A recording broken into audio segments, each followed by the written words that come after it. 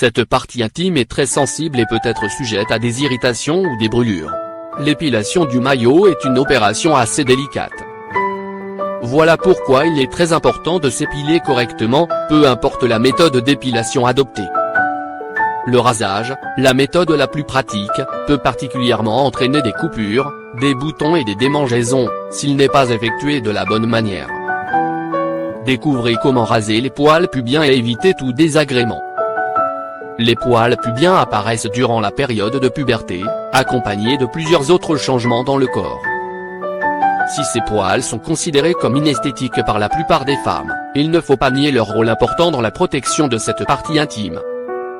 En effet, les poils du pubis permettent de limiter les frottements de la peau et favorisent son glissement, ce qui évite les irritations. Ils protègent également le vagin des bactéries et microbes qui peuvent s'y aventurer.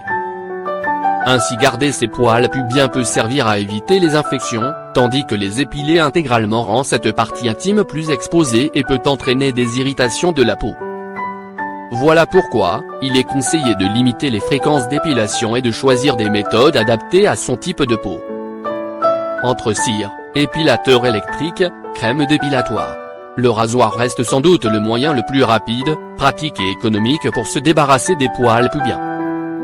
Cette méthode très facile peut cependant causer des irritations, des boutons, des poils incarnés ou des coupures, si elle n'est pas bien réalisée. Voici les étapes à suivre pour raser les poils pubiens correctement. Exfolier la peau. L'exfoliation est une étape importante avant le rasage. Cette opération permet non seulement de se débarrasser de la peau morte, mais prévient également les poils incarnés. Mélangez de l'huile d'olive avec du sucre et appliquez sur la peau, en massant doucement. Coupez les poils pubiens. Pour faciliter le rasage des poils pubiens, il est recommandé de les couper. Pour ce faire, tirez délicatement les poils vers le haut et coupez à l'aide de ciseaux. Faites très attention quand vous utilisez les ciseaux dans cette partie aussi délicate. Si vous n'êtes pas très à l'aise avec cet outil, vous pouvez utiliser une tondeuse électrique. Prenez votre rasoir. Le rasoir utilisé pour l'épilation du maillot doit comprendre 3 lames coupantes, voire plus, pour que l'opération soit plus facile et n'irrite pas la peau. Prenez bien soin de vos rasoirs, si vous ne voulez pas les jeter après une seule utilisation. Réservez un rasoir uniquement pour le rasage des poils pubiens, et nettoyez-le après l'avoir utilisé. Assurez-vous de le sécher à l'aide d'une serviette, parce que l'eau peut accélérer la corrosion des lames.